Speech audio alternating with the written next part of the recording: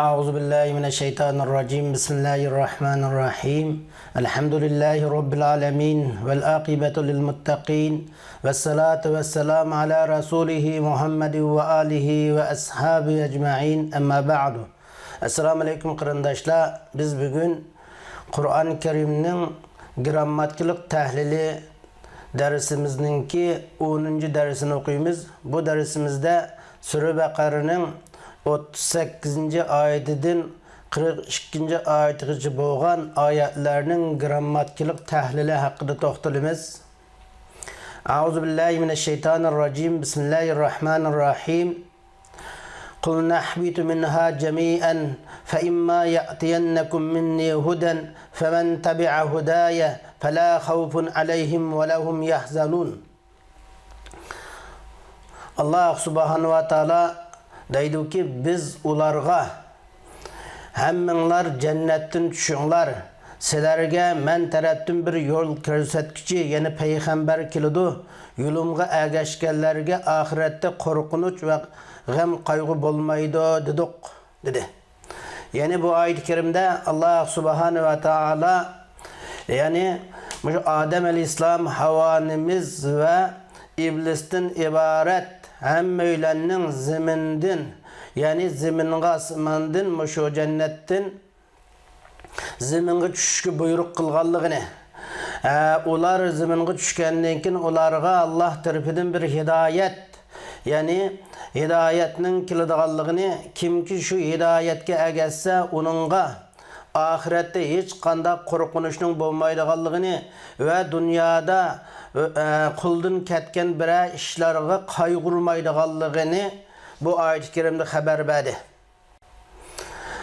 So'zlik nuqtasini aytgan vaqtimizda ihbitu minha jami'an sizlar jannatdan hammanglar tushinglar.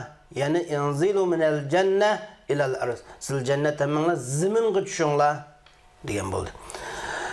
Endi paymma ya'tiyannakum minni hudan bir hidayet keladi sizlarga degan gap. Yani anbiya hudan al hudani ulamolarimiz tafsir qilib al anbiya payg'ambar elchilar bayan kitap degan mazmunda olgan. Yani sizlarga mendan bir kitap keladi yoki mendan sizlarga bir hidayet bayan keladi yoki bir payg'ambar elchi keladi. Onda desek payg'ambar elchi desek o vaqtda Adem aleyhisselamga muqas payg'ambar ketdi degan bir ma'no chiqdi. Ama kitap desek o chaqda hech qanday bu yerda mushkulat chiqmaydi. Ama payg'ambar desek onu yine hal qilinadi. Chunki Adem aleyhisselamning avlodlari bundan maqsad qilinib Adem aleyhisselamning payg'ambardan insondan bo'lgan payg'ambar ya'ni rasul o'chada elchi degan ma'noda elchi ya'ni rasul Adem aleyhisselamga nisbatan firishtalardan bo'lgan elchi ama şu insanlarga nisbatan insanlar ichidan bo'lgan payg'ambar maqsad qilinadi deb tushuniladi. Ama kitap shariat degan ma'noni olsak hech qanday masala ko'rilmaydi. Ana tabi'a faman tabi'a hudaya yine kimki mening hidoyatimga, mening payg'ambarlarimga, mening tushirgan shariatimga ergashsa.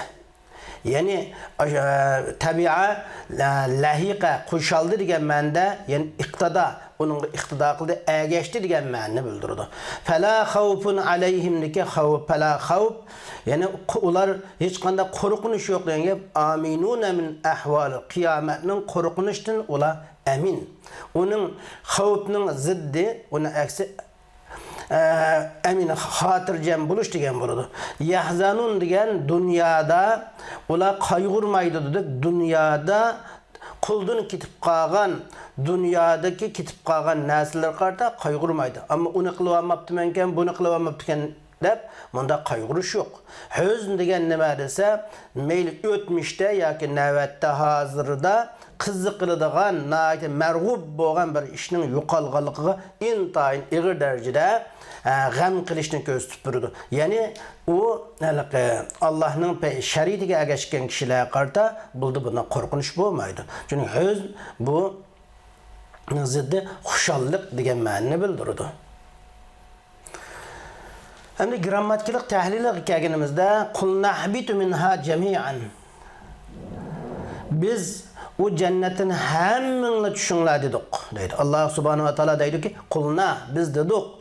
O şu cennetin size hemmini düşünler dedik dedi. Kulna bu birimiz kale film mazi mebni ala sukun. Çünkü kale film mazi mebni ala sukun li ittisalihi na'ul fa'il. Yani bununla fa'il utkan na tutaşkallığı üçün kale bir yerde sukunga mebni oludu. Bunun fa'ili na. Demek kulna fil ve fa'il bu cümle. İhbitu fil emri mebni ala hazfin nun. Yani ihbitu buyruk bile olup sukunga mebni boğan buyruk bile. Sukunga nima? İhbitu fil emri nimege mebni edilgende nunun taşınışı mebni. Vav onun fa'il oludu. Çünkü bu doğrusunda biz aldığımız derslerimizde öttük derslerde dedik ki ihbitu esi tahbituna degen fil muzari denine ef'al hamsi hesaplandığan filden yasalganlık için bundak fillanın emrisi nimege mebni oludu degende buyruq şekli nunun taşınışı mebni oludu. 5 filden yasalganlık için. Minha cemi'an deki minha car mecur ihbitu alaqadar. Yani şu cemi'an çoğu dese hal. Udun yani ihbitu'nun ki fail olan udun hal. Hemminle düşünler. Yani müctemi'ine toplaşkan halatı düşünler diyemez. Ama bu cemi'an lebzen hal ma'nen takit. Yani cemi'an lebzede hallık manası var ama manada takit. Bu hal takit manası ifadelep kelgan. Xuddi ihbitu entum ecma'un sizlerin hemmini düşünlerde xuddi ecma'un misal takit etdi. Şunun o'xshash bir ma'noni ifadelaydi. Endi ihbitu degan cümlenin bo'ldi. Qul nahbitu minha jami'an ki ihbitu minha jami'an fil fa'il jar majrur holat hammasi qo'shilib bu qulna degan qalının ki maqlu qavli. Yani qulnanın cümleden kelgan maf'ulun bih oludu. Mahallen mensup deymiz. Endi oldin qoid kirimdimi chiqqan yani biz onu 9 dersde so'zlab o'tdik.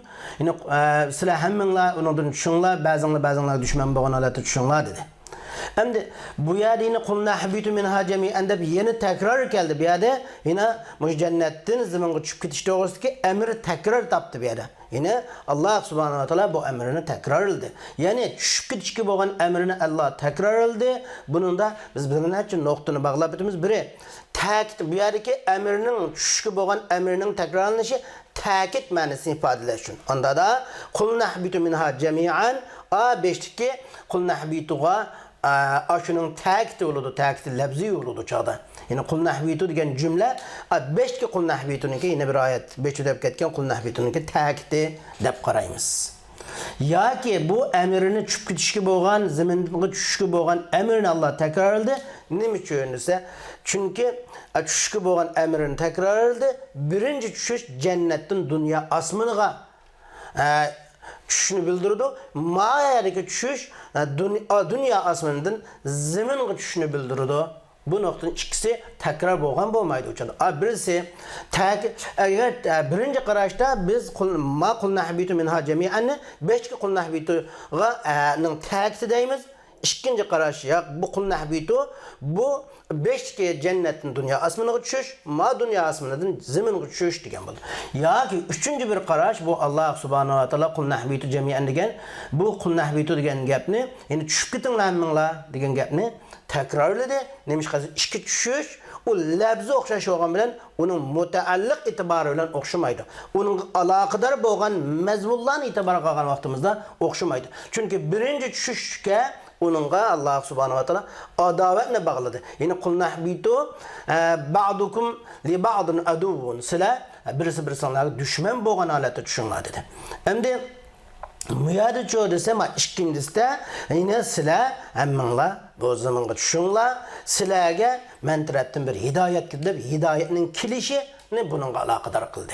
Şuna bu noktadan şuna tekrar geldi dep karayımız. Hem de فَاِمَّا يَأْتِيَنَّكُمْ مِنِّي هُدًا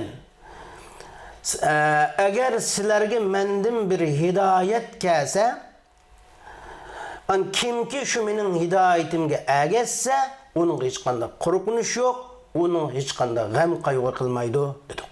Fa immariki fa istinafiya yeni cümlenin başlanganlığını bildirdiğin fa. Fa immariki fa şunda olsa immariki in esi imma in ve ma'nın birikmesi bu. In ve ma idgam kılınıp imma boğan. In harf şart cazim ma. Yani cezmi özün kelgen fiil muzarını cezmi okutkan şart vasıtası. Maço zaid litakid. Şart ma'nisini ta'kidlash uchun kelgan. Hamda ma'ni ba'zilar zaid deydi, ba'zilar sid deydi. Hammasi o'xshash gap. Chunki mushundaq yerda bu ta'kid ma'nisini taxmin kuchlantirish uchun, shart ma'nisini taxmin kuchaytirib uchun kelgan. Ya'tiyannakumchu dada bu in o'zing kelgan fiil muzarning jazm muqta bo'lgan ekan. Ya'ti deb bunda ya'ti deb zuruqma ya'tiyannakum deb zabar o'qilibdi. Ya'ti deb jazm o'qilmabdi, ya tashlanish kerak desdi. Fa in ya'ti kilish kerakdi. Sa bu yerda fiil muzari mabni alal fath. Ya'tiyanna fiil muzari bu yerda mabni bo'ladi.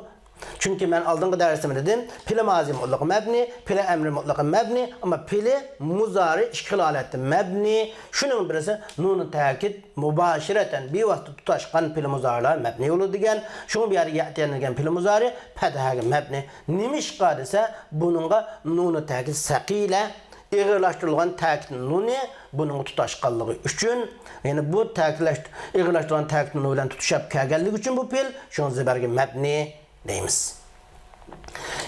Mabni bo'lgandan keyin unda bo'lsa fi mahalli jazmi, fi mahalli jazm urun jihatda jazm o'qilgan, jazm o'qildi deb tushunilgan shart fili. Ya'ni in fa isnafiya bo'ldi, in harf shart bo'ldi, mazayda ya'tiyannakum cümle şart yoki fil shart desak, buni shartning shart fili bo'ldi. Endi kum nim bo'ladi? Kap zimir muttasil tutash chiqishlik almashilib urun jihatda tushunib ishlab kelgan maf'ulun bi. Yani toldurguç oldu. Sizlerge mendin. Yani minni cari mecrur ya'tiyannakum galaqadar olup ya'tiyannakum'nın ki mef'ulun bih gayri sari. Huden ne buludu desek huden fa'il merfu. Kine mesela peş okulmaptı o desek huden fa'il merfu. Başka işlep kelgen fa'il. Anda olsun ma huwa alametur rab'i. Onun başka ilişkiye gelen rab'i okulgallıqının alametini ne desek şu huden de ahiri elif ba ya surellik elif üstüde badep qaralgan zamme onun başka alameti oldu. Çünkü o isim mahsur. Ama ya'tiyannakum degan cümle o cümle istinafiye cümle peyma ya'tiyannakum minni huden degan bu cümle istinafiye oldu. Hemmisi qo'shilib. Çünkü papa istinafiye olgan ekan. Femen tabi'a hudaya ama çünkü peyma ya'tiyannakum ne dep bulduk, minni huden ne dep bulduk. Lekin biz bu yerda o cümle in harf şart ya'tiyannakum minni huden cümle şart dedik. Cevabı şart qana degan cevabı şartını sözlemedik bunun. Yine ayet-i kerimenin ahirida onun cevabı şartını sözleyimiz. Femen tabi'a hudaya kimdi kim mening hidayetimge, mening peygamberimge gelse, mening risaletimge, yani meningki şeriatimge gelse, yani men öğretken peygamberge agassa, meningki kitaplarımga agassa, Hudanın nurgul ma'nilari bo'lg'achqa. Fa bu yerdagi fa rabita, yani cümle şartni cevabı şartga bağlab turgan fa. Şartning javobi tutgan fa'ni fa rabita li javobi şart deymiz. Şartning javobini cümle şartni javobi şartni cümle şartga bağlab turgan fa deymiz buni. Anda da men çoğulsa men anda da bu leki fa khası cevabı şart ise men tabi'a hudaya degan cümle şartni 5'ti bir cümle şart fiil şart çıktı, şu fiil şartga bağlaydı. Mesela imma ya'tiyannakum degan. Lekin buni tafsili sal turib so'zlaymiz. Men ismi şart. Bu yerda men tabi'a hudaya degan men ismi şart jazima. Yani özün kelgan fiil muzari'ni jazm qilgan shart ismi bo'lib, fi mahalli raf'i mubtada. Çünkü bu isim harfning jumlalik gramatikalik o'rni yo'q. Inna harf shart lam deb o'tdik, ama men desak, bu menni hamda savol kirishi mumkin. Bu menni ismi shart da'vatisiz, yana kelib menni mubtada da'vatisiz desa, menning ismi nima bu yerda? Bu men deganning bir necha xil o'zi ismi var. Yani ba'zi chaqda menni ismul mavsul deymiz, bazı çağda ismi şart deymiz, bazı çağda ismi istifham deymiz. Şunun qoşuğan bu yerdeki men ismi mevsul emas, ismi istifham emas, bu yerdeki men ismi şart. Şart ma'nosini bildiradigan isim. Ama cümlede grammatikalik vazifasi nima bu yerda desa mubtada. Yani ega cümlede ega mubtada olab keldi. Tabi'a pil madi, yani o'tgan zaman pili zibarga mabni fi mahal jazm deymiz. Şu urun jihatda jazm qilgan shart pili. Yani tabi'a hudaya mendiga ismi shartning pili shart. Fa'il yumshun kichik almashulib huwa bo'lib shu menga qaytadi. Ya'ni shu men tabi'a kimki agas u odam mening hidoyatimga agasirgan bo'ldi. Hudaya tabi'aning maf'ulun bi.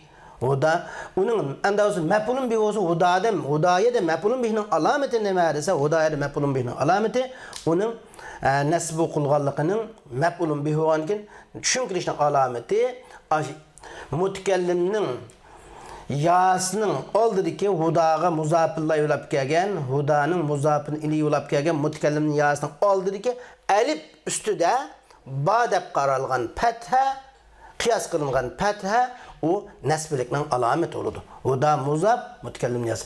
Endi o'zi bu mutakallimning yasi bir hudaya deb zibar o'qilib qoldi desa, mutakallimning yasi mushundaq yerlarda zibar o'qildi. Masalan, tasniy ismlarga muzofillar yo'lab kelsa mutakallimning yasi zibar o'qildi. Masalan, oxir ism mahsurlarning muzofili yo'lab kelsa, ism mahsurlarning ishki oxirida alif ba, oxirida ya ba ismlari shunday bo'ladi. Masalan, asaya. Masalan, qalamani desak, hazani qalamani bu ish qalam. Bu ikkisining qalamini hazani qalamaya. Yadayya qalamaya yada mesela qalamayn ra'aytu qalamayn ra'aytu mesela ishtiraytu qalamayn ikki qalam sotib oldik desa mesela ra'aytu qalamayya men üzerinin ikki qalamini ko'rdim sening qashingda degandek qalamayya ya'ni mutakallimning yasi da oldida tasniy ismlarning muzofili yo'lab kelsa ism mahsurlarning muzofili yo'lab kelsa ucalı mutakallimning yasi zibar o'qiladi. Shunga hudaya bu yerda dikiya mutakallimning yasi muzofillay zibar o'qilib keladi. Endi faman tabi'a hudayga fa endi hurufil sha'ning javobi kelgan fa dedik. Fa uning madxuluchu tabi'a huday man tabi'a hudaya uning madxulu bo'ladi. Shu fa va fa'ning doirasi so'zda hammasi fi mahalli jazmi shartning javobi deb tushunsak bo'ladi. Ya'ni fa imma ya'tiyannakum ninki şu degan ya'tiyannakum degan jumla shart ma faman tabi'a hudaya javobi shart desak mi bo'ldi. Lekin oxirida tafsilni to'xtalamiz. Fala xawfun alayhim ularga hech qanday qo'rqinish yo'q dedik. Endi fala xawfun alayhim degan falar ki fa'ni bildirsangiz bu bayonki faman tabi'a hudaya fa'ga o'xshaydi. Fala bu yerdagi fa shu shartning javobini jumla shart javobi shartni jumla shartga bog'lab bergan fa bo'ladi. Rabita bog'lovchi. Mishada fa shartning javobi ham shu lanin bo'ladi. Fa shartning javobini bog'lab keldi dedik. Shartning javobi men ismi shart tabi'a hudaya pil shart fala xawfun alayhimki la xawfun alayhim javobi shart bo'ldi. Şu fa la xawfun alayhimni bog'lab kelgan bo'ldi. Shunga la nafiya xawfun mubtada. Anda o'z xawfun mubtada desak nakirasi mubtada bo'lamdi. Iniqsiz ism mubtada bo'lamdi desa bu yerda iniqsiz ism asli mubtada bo'lmaydi. Ammo 36 xil holatda iniqsiz ism mubtada bo'lalaydi deb qaradi. Shuning birisi iniqsiz ismni mubtada qilishga yaraydigan, uningga layoqatlashtiradigan narsalardan birisi. U bo'lsa bu yerda xavfun nakira.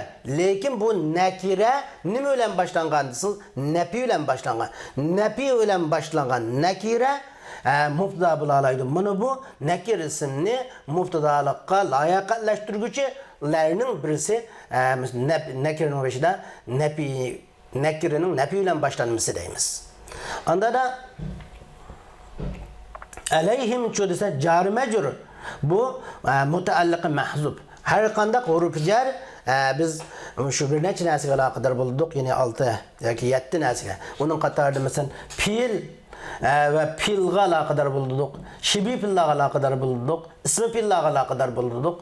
Yani şirket manası var sözlerge alaqadar bulduk. Demekçi biz bu yerde alariyan huruf jarning mutaallık mahzub taşlangan mutaallık olan qo'shib xavfun degan mubtadaning xabari bo'ladi. Bu bir xil qarash. Yine la harfi nefi xavfun mubtada aleyhim xabar olup bu cümle nefi cümle hesaplanadi. Ularga hech qanday qo'rqinish yo'q degan bo'ldi. Ammo ikkinchi bir qarashda la'ning laysiga o'xshovchi ma va la babidan qilsaqcho, yine laysining amalini qiladigan harfan mushabbihatan bilays ma va la deydigan bir qoidamiz var. Laysiga o'xshaydigan ma va la nimada? Amalda va ma'noda. Şuna bir yerde bizning bu la'ni laysinin amalini amal qilgan la qilsak, o'chada xavfun la'ning ismisi bo'ladi. Alayhim tashlangan mutaalliq bilan qo'shilib, buning xabari deb qaraymiz. O'chada la xavfun alayhim bu fi mahalli jazmi men degan shartning javobi bo'ladi. Hozir la xavfun alayhim nim bo'ldi? Men degan ismi shartning cevabı. Tabi'a hudaya pili şart, cümle şart ya ki pili şart. La khawfun aleyhim cevabı şart oldu. Ve lehum yahzanun. Ve lehum yahzanun. Desek bu hem de şu hum yahzanun degen cümle uruncahatta kisk formunda kelgan bulup la khawfun aleyhim degen la khawfun aleyhim degen cümle şartga şartning javobi bo'lgan, şartning javobi bo'lgan, javobi şartga atba. La xavfun alayhimga atba bo'ladi.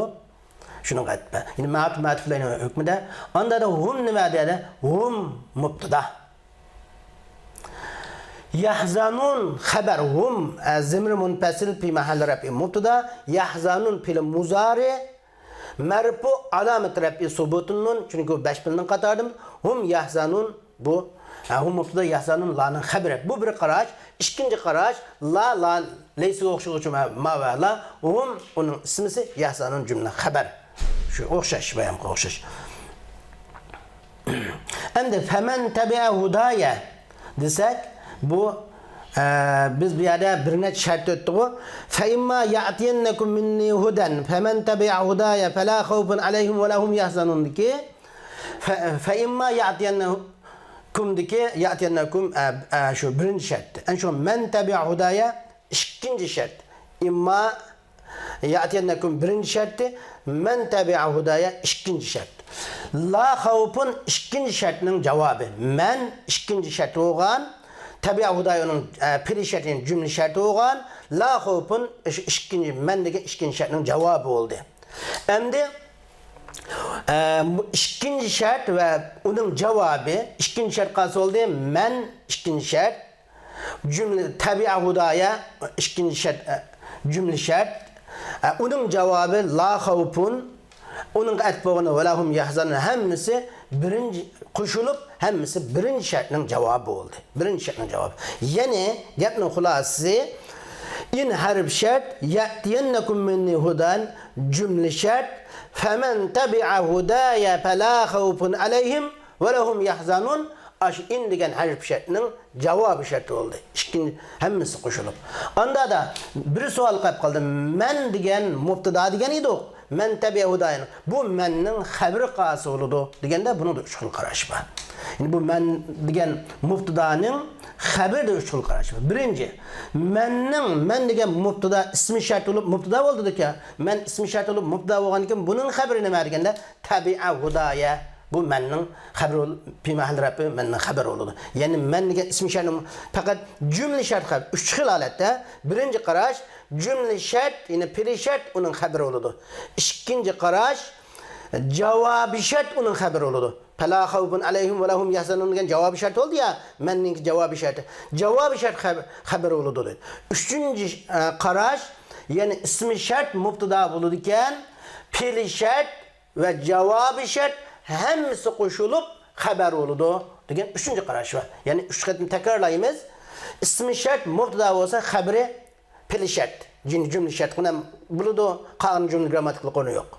İkinci qarash cümle şart cevabı şart xabar buludu. Üçüncü qarash hem pili şart hem cevabı şart qo'shilib ham xabar buludu deydi.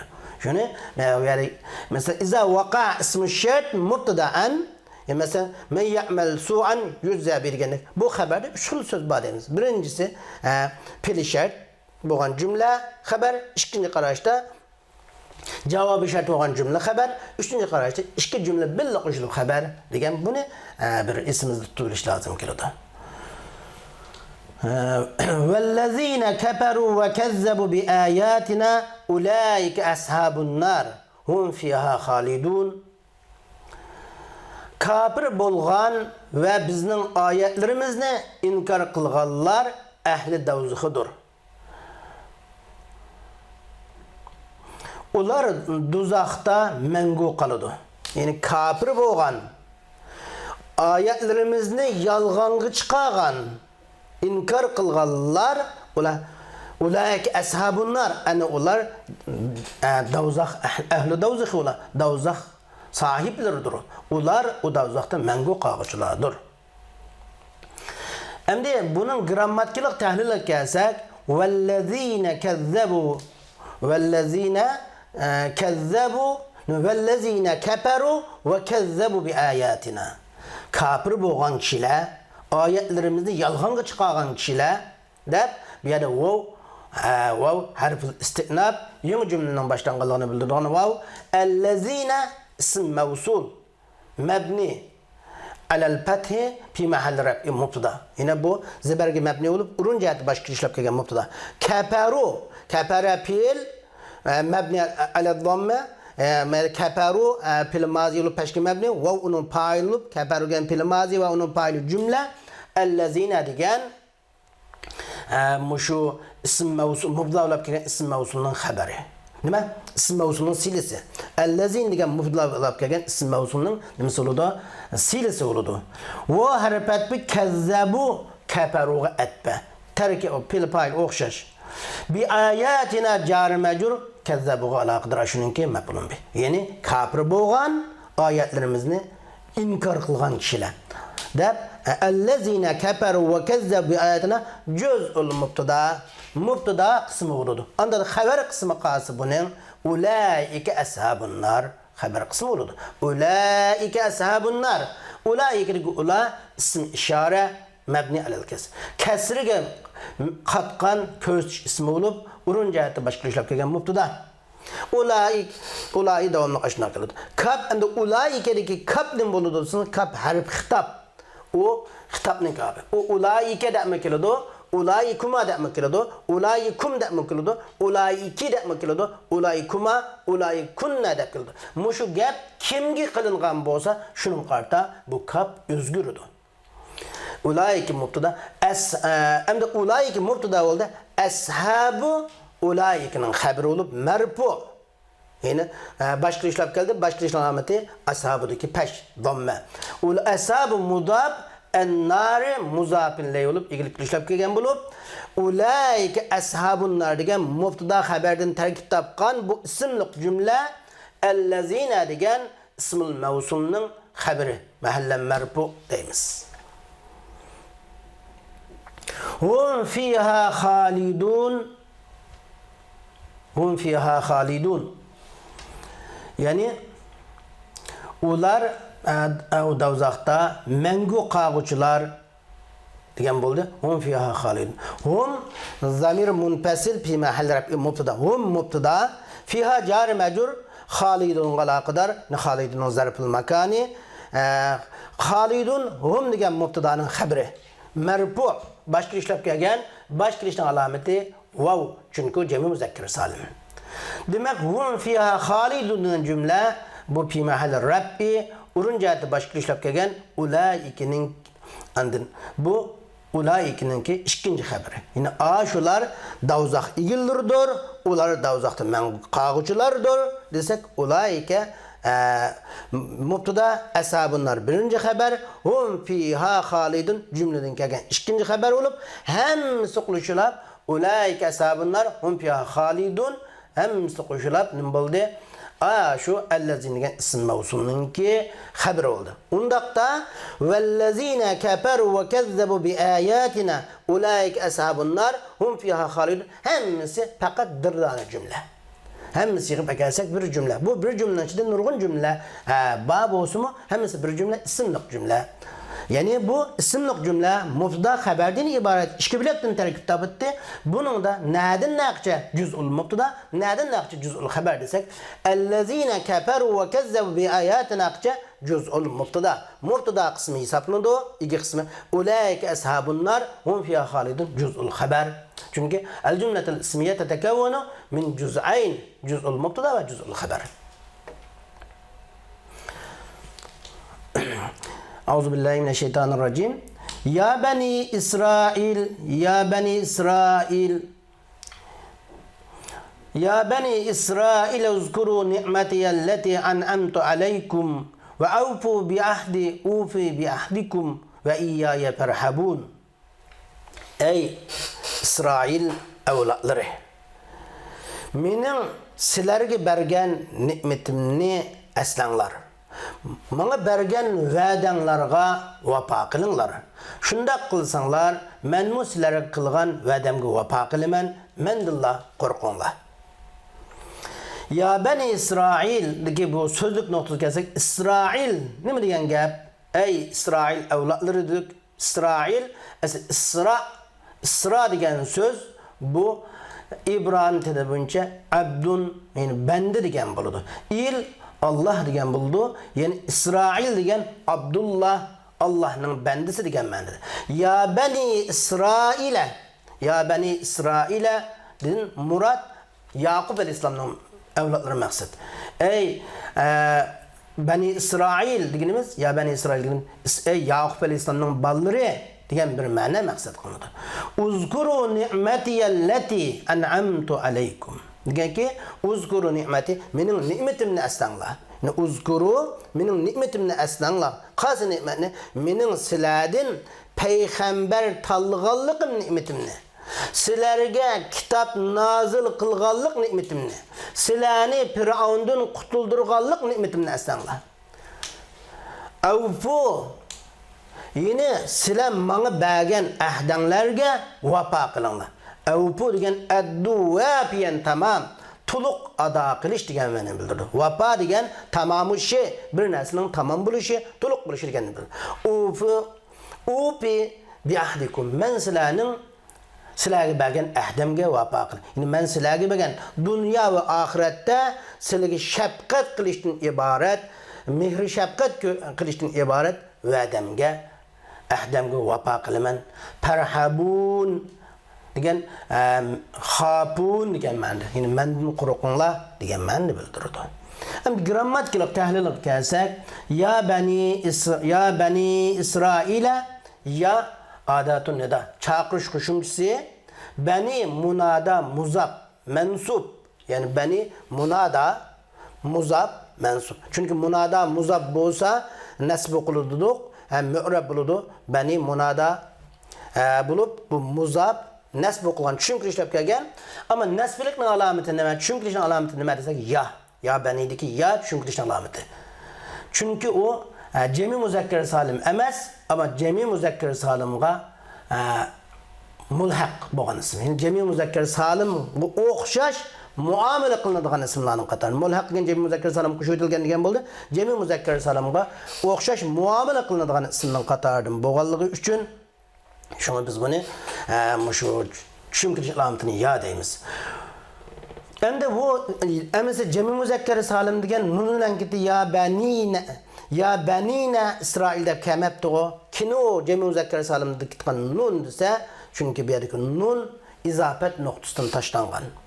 Huzifati nunu izofa deymiz. Ya'ni muzab bo'lgan ismda tashlim qilinadigan bir narsalar. Muzabda tepilsa bo'lmaydigan bir narsa narsalar bor. Shuning qatoridan biri muzabda tasninin işkilikse muzaf kılınmakçı olsa nun taşınıdı. Cemi muzakker salim muzaf kılınmakçı olsa nun taşınıdı.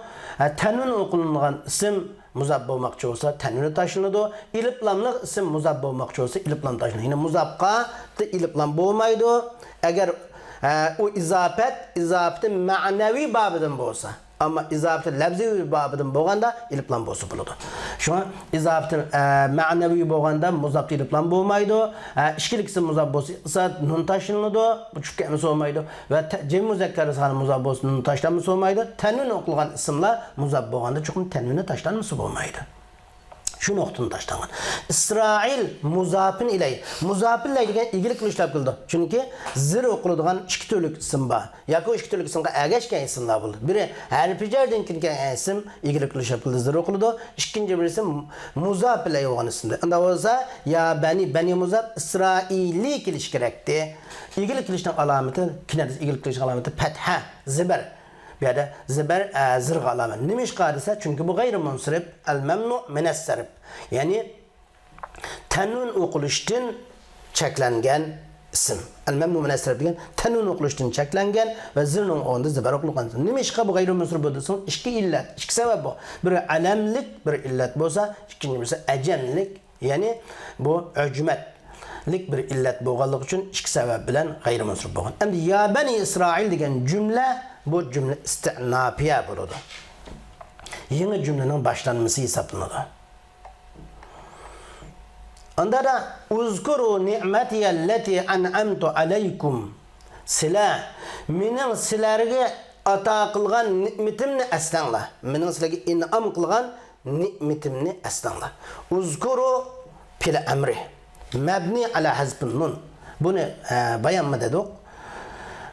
Uzkuru pil emri nunun taşlanışı mebni vav onun faili buludu. Ni'mete bir yerde ni'mete mef'ulun bih. Ama ni'metiye de kittu. Ni'meti de kittu. Aslında ni'mete kiliş gerek. Ni'mete mef'ulun bih oğallık için ni'mete okuliş gerekti. Çünkü bu ni'mete mef'ulun bih mensuptur. Çünkü işlem kegen mef'ulun bih.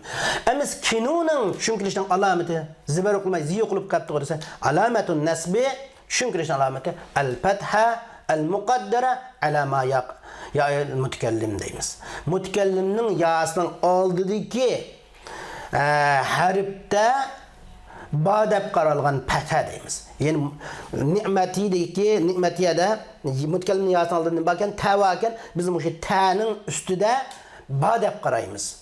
Aşkar koysunuz olmamda ni'meteyi desiniz. Ya bunda olmaydı. Mütekellimin yası aldığın qaripinin zir okuluşunu talep kılıdı. Mütekellimin yası üzerinin aldığın qaripinin zir oluşunu, mütekellimin yasının münasip hareketi ne verdiniz ya? Nimişkan bu aşkarı kâmi değilse aşkarı buluştun mahal meşgul. Ni'metideki ta'nın bir harfte iki hareket yapılmaydı. O ni'metideki ta'nı hem ziber hem zir okulmaydı. Çünkü bir yerde şu ziber okulutkan urun mütekellimin yasığı münasip olan zir ile meşgul bulup qalğanlığı onun aşkarı hareketini çeklep koygan. Şunlaşka bir yerdeki şu biz nesbinin alameti mütekellimin yası ki ta'nın üstüde badep qaralgan petha deyimiz. Et-takdir kelimesidir. Emni ni'meti muzab yadın ibaret zemir muttesil tutaş çıkılmış muzafin iley mahallen mecruludur. Elleti ni'metinin süfti. Elleti ismul mevsul mebni fi mahal nesbi naat li ni'meti dedik. Ni'metinin süfti olap geldi elleti. İsm mevsul süfet olap gelaleydi. Onda da bu yerde uzkuru diyen pilnim buldu. Uzkuru ni'metiyelleti. Ni'metiyelleti. Yani uzkuru ni'meti elleti de okulmayı ni'metiyelleti de okulup tuğu desiniz ni'meti. Çünkü aslında ni'meti elleti'di. Ni'meti elleti'di. Mütekellimin yası sukun okulgan. Mütekellimin yası bir sukun olsa, elleti'deki iliplan bir sukun olsa, iki sukun bir yerde çoğuluşup kalganlık için ni'metiye de yağızı bir hareket birildi. Ni'metiye elleti'ye de okuldu. Uzkuru la mehallaha cevabını da deyimiz.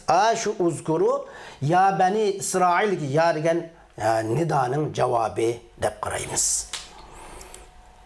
Hem de en'amtu Aleykum'daki çokum isim mevsul bulduken isim mevsulga bir nime gidetti.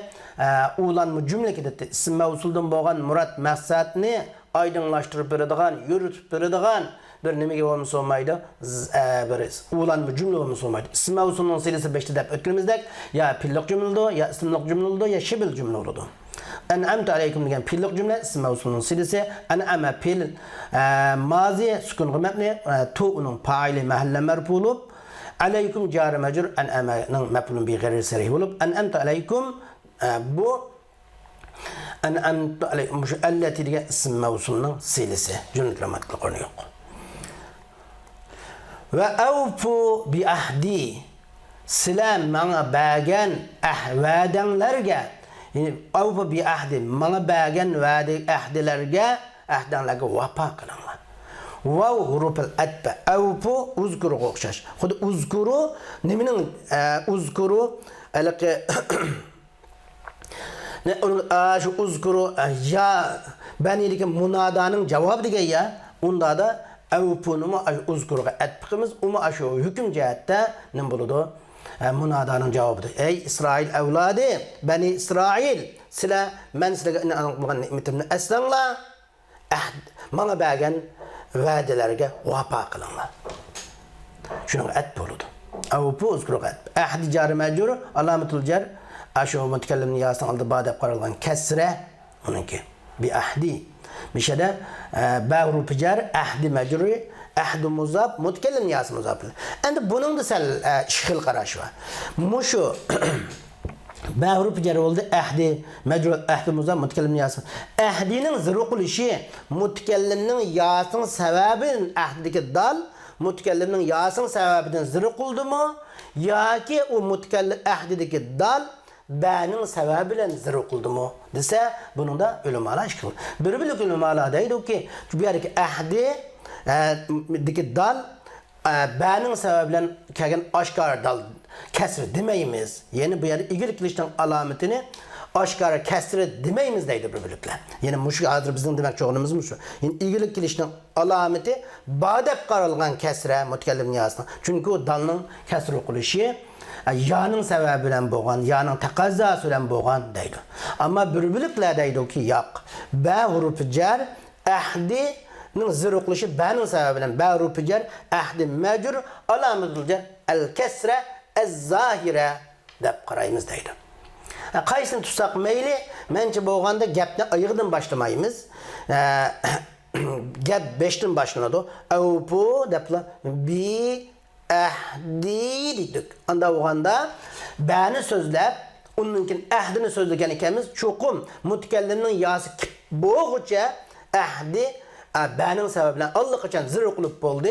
Onun zırh kılgan sözge anında ne boldu o? Mutkellim niyası muzafirliği oldu. Şuna bir ahdideki bağru picar ahdi mecrur iyilik kılışın alameti aşkar kesir desek bula vurdu. Bu sel küçük çıkdı. Demek yığıp ekelsek avfu bi ahdi degen cümle uzkuru degen cümlege etbe matuflayının hükmüde Ufi bi ahdikum menmu silagi bagan ahdimga vapa qilama. Silmaga bagan ahdinlarga vapa qilama. Desek ufi pil muzari meczum. Ufi mana pil muzari mishada mutkallim hal ile bilan hamza bilan boshlangan meczum jazm qilgan talabning javobi bo'lganlik uchun jazmining alomati nima bu yerda harflarning tashlanishi. Harflerinin taşlanğı bir şeyde ubu pil muzari meczum alametil cezmi hazfi harfi illa harflerinin taşlanışı cezmelikten alamet oldu. Fail yuşun kişi kılmış takdir ana oldu. Avfi. Men vapa kılmen. Şimdi bi ahdikum şu bağru picar ahdi mecru ahdi muzafkum muzafillay olup bu ufi gala kadar işte mepulun bir gıresirip. Ufi bi ahdikum degen cümle bu takdir kılıngan şartının cevabı. Sila mening nimetim bagan nimetimni aslanlar mana bagan ahdinglarga vapa qilinglar agar sizlar mana bagan ahdinglarga vapa qilsanglar men sizlarga bagan ahdimga nima qilaman vapa qilaman deb in tupu bi ahdi ufi bi ahdikum degan bo'ldi. Şoň bu şartny talapning javobi bo'lganlikdan javobat qatoridan asli buni taqdir qilsak mushunda in tufi bi ahdikum deb şartning javobi sifatida jazm qilib deb mushunda taqdir qilinadi. Ve iyaya farhabun ve iyaya farhabun. Sizlar mendin g'ina qo'rqinglar. Mendin g'ina qo'rqinglar. Ve huruful atba iyaya farhabun. İyaya mendinlar. Zemir munfasil. Zemir munfasil mebni zeberge mebni ya fi mahalli nasbi mef'ulun bih. İyayenin mef'ulun bih ekanligida shak yo'q. Endi nimening mef'ulun bih? Farhabunning mef'ulun bih mu? Nimasi? Tashlangan pilning mef'ulun bih. Taqdiri irhabu. Farhabu irhabu. İyaya irhabu farhabun. İyaya irhabu şu mendinlam qo'rqinglar degan bu. Tashlangan irhabu degan pilning mef'ulun bih bo'ladi. Anda olsa bu yerda irhabu desek ve iyaya irhabu farhabun degan bo'ldi. Endi tashlangan, badab qaralgan irhabu degan jumla, misal badab qaralgan, taqdir qilingan irhabu deb qaralgan jumla bu nidaning javobi bo'lgan jumlaga. Nidaning javobi bo'lgan jumla qasida uzkuru idi. Aş uzkuru degan nidaning javobi bo'lgan jumlaga atf qilinadi. Chunki uni harfatpa deyishimiz shu. Anda da farhabun degi panim bo'ladi. Farhabunning o'rni qanday bo'ladi? Fa zaid bo'lib ma'noni ta'kidlash uchun kelgan va labzini zillatlash uchun kelgan. Fa iyaya irhabun degan. Fa iyaya farhabun degi fa zaid. Ama nima uchun kelgan desa, bu zaid deganimiz harfatpa emas, sinapiya emas. Ama ma'noni ta'kidlash uchun kelgan, mishalki ma'noni va shundaqlar yinul kalam labzini zinnatlash uchun kelgan deydi Ibn Farisining ko'z qarashida. İrhabu anda da farhabunki paning gepi tugab bo'ldi. İrhabu uchun desa fe'l amr mabni ala hasbun. Nunning tashlan bu farhabun buyruq bo'lib pile olup bu şu mebni. Nimaga mebni desa nunning tashlanganligi mebni bo'ldi. Va fa'il. Nun farhabun ni diye boshla. Farhabunki nun nim bo'ladi? Farhabunki nunul viqaya. Saqlash nunini.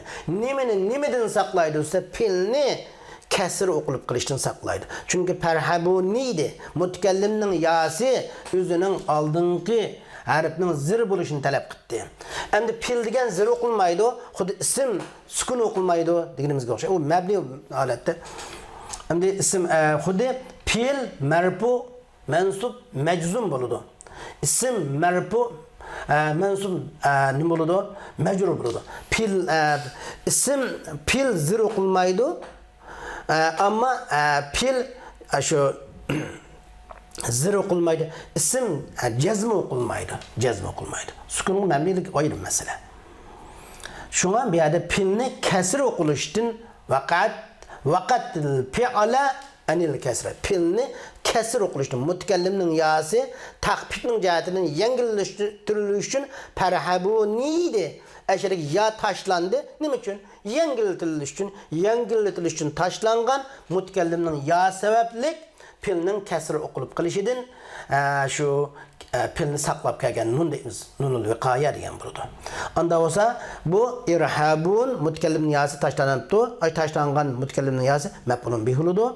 Anda olsa farhabundagi irhabun degan jumla bu nim bo'ladi desangiz, farhabun degan bu jumla taşlangan irhabun degan taşlangan cümlenin tefsiri. Cümle tefsiri ya da taşlangan cümlenin tefsiri şunu tefsir qilib turadi. Şimdi farhabun kelmese iyaga irhabu degan pilni taqdir qilmaymiz. Voy unda degucha iyaga bir dona pilni taqdir qilib bo'ldicha iyani farhabunning maf'ullam desangiz bo'lmamdi desa unda degil olmaydi. Nimishqa irhabun degan pil mutaaddi aram bir dona maf'ul. Bir dona maf'ulni o'zining bir dona maf'ulga o'zining ta'sirini ko'rsatgan pil bu. Yani bir mef'ul tutkan pil. İyayı bir mef'ul olsa perhabun ikinci mef'ul olandı. Yok, bunda olmayı. Çünkü bu perhabun degen pil özüge tutuşap kelgen mutakellimning yasını özünün mef'ul qilish bilan o özüge tutaşkan zemir bilan meşgul bulap bolgan. Onu bilan meşgullap bolgandan keyin bu iyayani bunun mef'ul qilib olmaydı. Çünkü bu babul iştigal babını deymiz bunu. Bunu babul iştigal deymiz. Şu yerde bunu qısqında bitdik.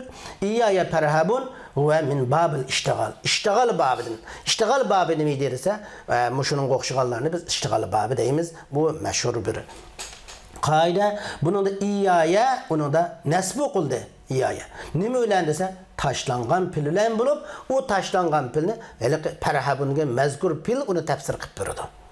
Endi bu zimirning iyaya degan zimir şu perhabun degan keyin kelgan pilning ilgir kelgan mef'ulun bih desek humando dese onda daşkı bo'lmaydi. Çünkü perhabun degan pil nun ve qaidin keyin kelgan zimirini nasb o'qishlar mashg'ul bo'lib bo'lganligi uchun bu uning mef'ul qilib bo'lmaydi. Shu yerga bir dona irhabun degan pilni taqdir qilish lozim keladi. Auzu billahi mineşşeytanirracim. Ve aminu bima anzaltu musaddiqan lima ma'akum. ولا تكونوا أول كافر به ولا تشتروا بآياتي ثمنا قليلا وإياي فاتقون. Allah subhanahu wa ta'ala deydi ki men kulunlardaki Tevrat'ını tasdik kılgıcı kılıp nazil kılgan Kur'an'a iman keltirinler. Kur'an'ı birinci bulup inkar kılgıcı bolmanlar. Ayetlerimni arzan bahada setevetmenler. Manala takvadarlık kılınlar. Deydi Allah subhanahu wa ta'ala. Yani ve aminu sile iman keltirinler deydi. Bima enzeltu musaddiqan lima ma'akum. Silanın kulağındaki Tevrat'ını tasdiqlıgıcı kılıp men nazil kılgan bu Kur'an'a gelmiş. Aminu iman keltirinler bir nersigi ki nazil kıldım ben o nesini. Nima Allah nazil qilgan narsa Qur'on. Yani men nazil qilgan şu Qur'onga iman keltiringlar. Musaddiqan tasdiqlovchidir o Qur'oni Karim sizlar bilanki narsani. Yani sizlar bilanki Tevrat İncillarni tasdiqlab beradigan, sizlardagi Tevrat İncilni tasdiqlovchi qilib men nazil qilgan bu Qur'oni Karimga sizlar nima qilinglar? Iman aytinglar ey bandilarim, da'vat Allah Taala. Va huruful atba aminu fil amri mabni bu nayt köp çıkıp oldu. Nun'un taşınışıga mebni olan buyruk bil.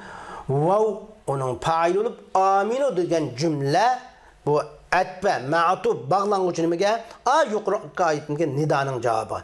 Ya beni İsrail uzkuru ni'meti allati an'amtu aleykum degeniki aşar uzkuru degen emrinin nidanın cevabı etbe oludu bu.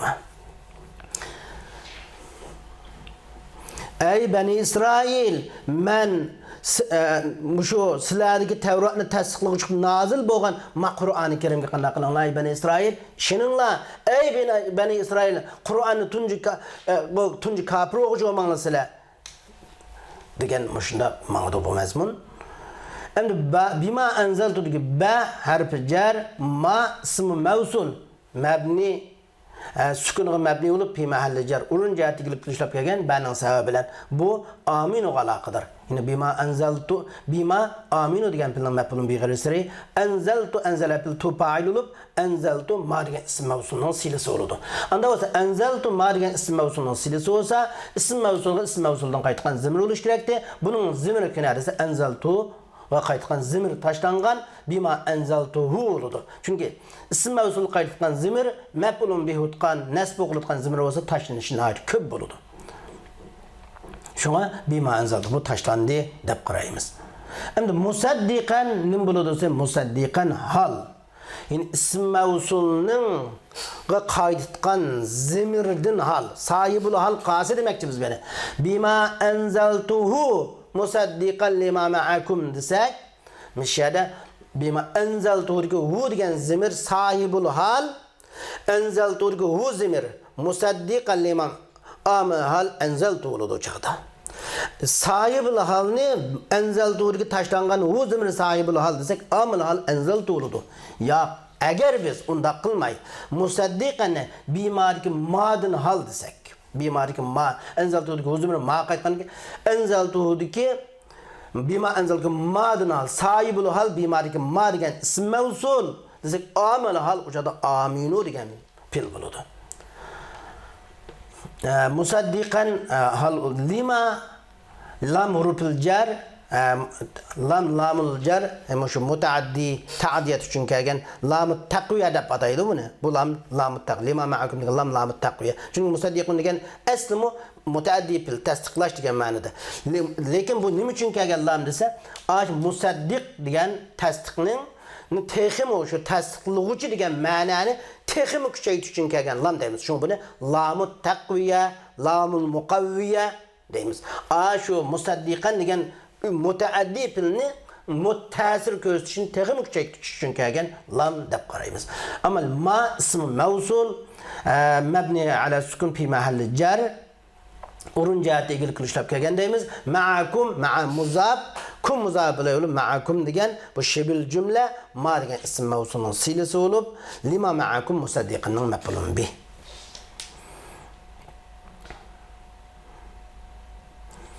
ولا تكون أول كافر به سلا o Kur'an-ı Kerim'ge tuncu kafir okucu olmalı. Birinci olap sili kafir olmalı onunla. Onda diyen gep ikinci olap kafir bulanlar, ahirrak kafir olanlar diyen gep çıkmaydı bunundan.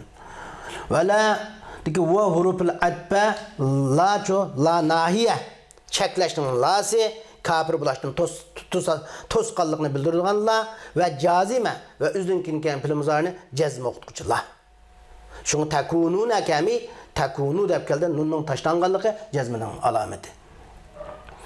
Anda da takunu pil muzari cezmi kullan. La'nın sebebiyle cezmi kullan, cezminin alameti nunun taşlanganlığı kuldu. O takunu degen tuluksuz pil olan ismisi evveli takununun haberi olup muzab kafirin muzabın ile oldu. Bihi cari mecbur kafirinin mef'ulun bir gayri seri oldu. Demek la takunu evveli kafirin bih degan bu cümle aminu degan cümlege etbe.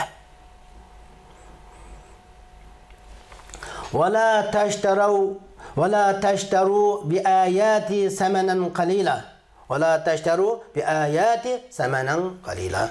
Ve la taştaru bu ve la takunu okşaş i'rab cihatta terkiple op mu okşaydı bi ayati cari mecbur şu taştarunun mef'ulun bir gayri serih oludu.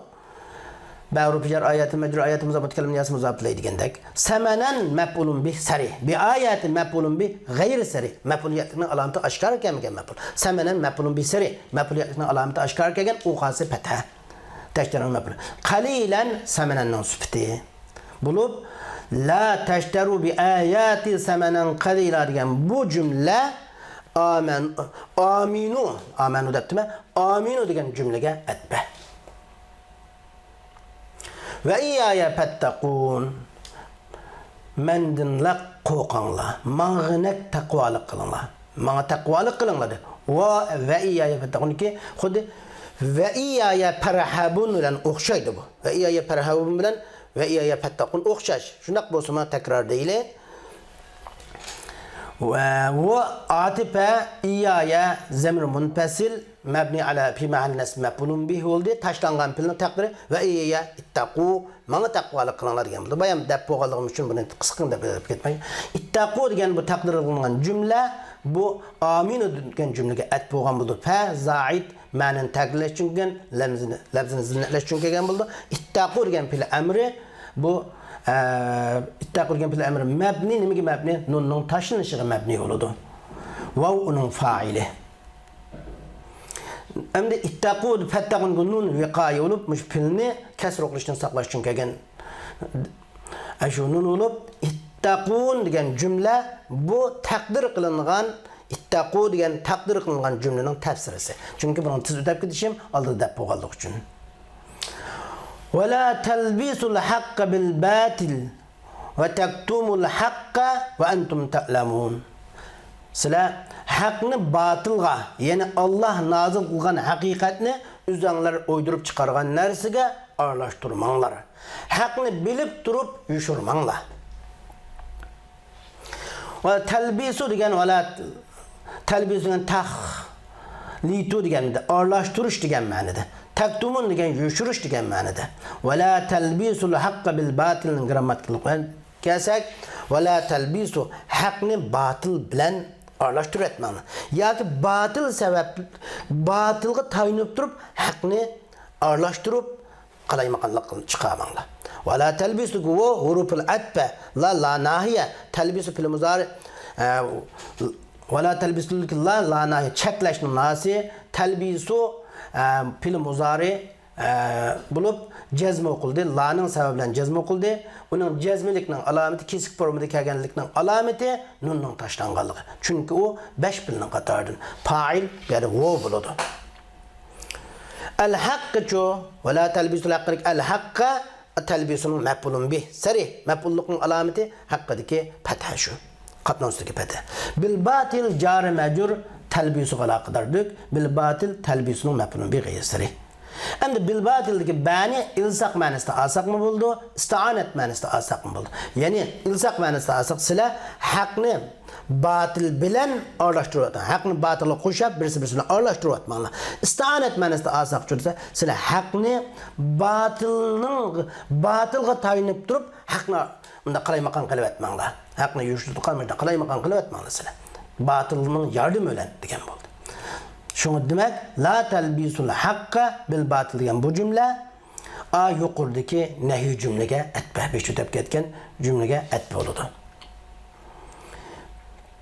Yani wala teştir amina ayetlerimni şundalıqı azını pul satmanglar degan şu nehi cümle var o. Yak wala takun awla kafirin degan cümle var o. Muşununga tunji kap etbe dep qarasak boludu.